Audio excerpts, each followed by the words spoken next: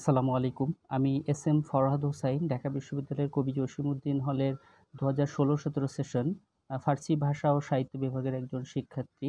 তো আজকে এই ভিডিওটা করার একটা উদ্দেশ্য বা কয়েকটা উদ্দেশ্য, সেটা হচ্ছে বেশ কিছু গণমাধ্যম এবং ব্যক্তিগতভাবে অনেকে আমাকে ফোন এবং বিভিন্ন ফেসবুকে মেনশন দিচ্ছেন যে ছাত্র শিবিরের এস এম ফরহাদ এবং আমার সংশ্লিষ্টতা এবং আমরা এক ব্যক্তি কিনা এটা জানার জন্য।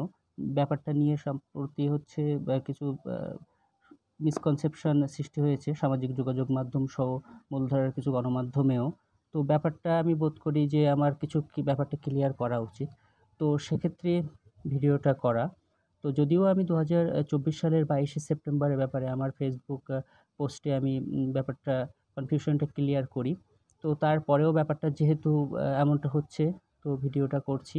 সেটা হচ্ছে ছাত্র শিবিরের এস এম ফরহাদ এবং আমি ব্যক্তি এক নয়। আমার বাসা সাতক্ষীরা, ওর বাসা চট্টগ্রাম। আমি ২০১৬-১৭ সেশনের ছাত্র, ও ২০১৭-১৮ সেশনের, এবং আমার বিভাগ তো ফার্সি ভাষা ও সাহিত্য, এবং ওর হচ্ছে সমাজ কল্যাণ ও গবেষণা ইনস্টিটিউটের ছাত্র সে। তো ও আমার জুনিয়র এবং হলের। তো ব্যাপারটা হচ্ছে অনেকে ব্যাপারটা গুলিয়ে ফেলছেন, কিন্তু আমরা এক ব্যক্তি নয়। আর সামাজিক যোগাযোগ মাধ্যমে যে ছাত্রলীগের যে প্যাডটা আরকি ঘুরছে, যে সহসভাপতি, সেটা ছাত্র শিবিরের ফরহাদের নয়, ওটা আমার।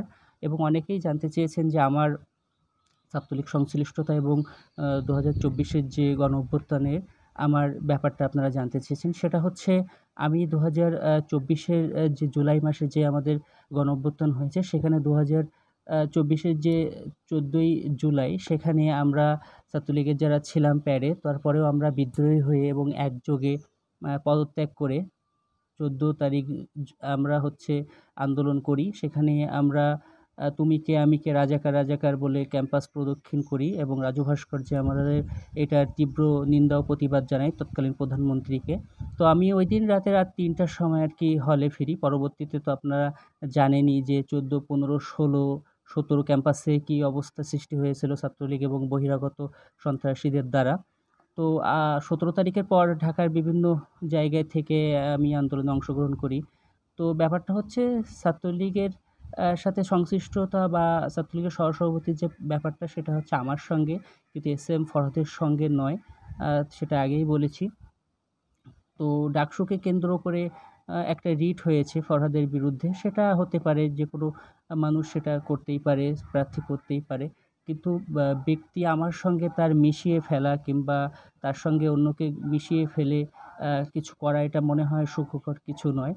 তো এইজন্যই আরকি ভিডিওটা করছি যে আমি ব্যক্তি ফরহাদ আর ওই ব্যক্তি ফরহাদ এক নয়। এটাই হচ্ছে মেইন কথা।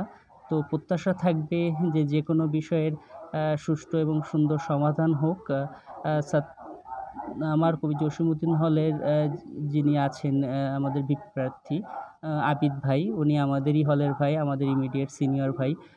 উনি সহ এস এম ফরহাদ আমার জুনিয়র। তো সবার জন্যই শুভকামনা থাকবে। সাদিক আমার কাছের বন্ধু। সবার জন্যই শুভকামনা থাকবে যে ছাত্ররা যাকে সত্য এবং ন্যায়ের পক্ষে মনে করবেন, ঢাকা বিশ্ববিদ্যালয়ের নেতৃত্ব ছাত্ররা তাদের হাতেই আরকি অর্পণ করবেন। তো ডাকসুর জন্য শুভকামনা। আর এইসব বিষয়গুলোকে কেন্দ্র করে ডাকসুকে যে বন্ধ করার যে একটা ব্যাপার, অপচেষ্টা আমরা দেখতে পাচ্ছি। আমি ঢাকা বিশ্ববিদ্যালয়ের একজন ছাত্র এবং বাংলাদেশের একজন সচেতন নাগরিক হিসেবে অবশ্যই প্রত্যাশা করব যে ডাকসু কিংবা ছাত্র সংসদগুলো অবশ্যই কোনোভাবেই বন্ধ করা উচিত হবে না। তো সবার জন্যই শুভকামনা। আর যে মিসকনসেপশনটা সবার মাঝেই ছিল যে আমি ফরহাদ এবং ওই ফরহাদ এক কিনা, তো আমি হচ্ছে এস এম ফরহাদ হোসাইন, সে এস এম ফরহাদ। তো সবার জন্যই শুভকামনা থাকবে। দোয়া রাখবেন সবাই। আসসালামু আলাইকুম।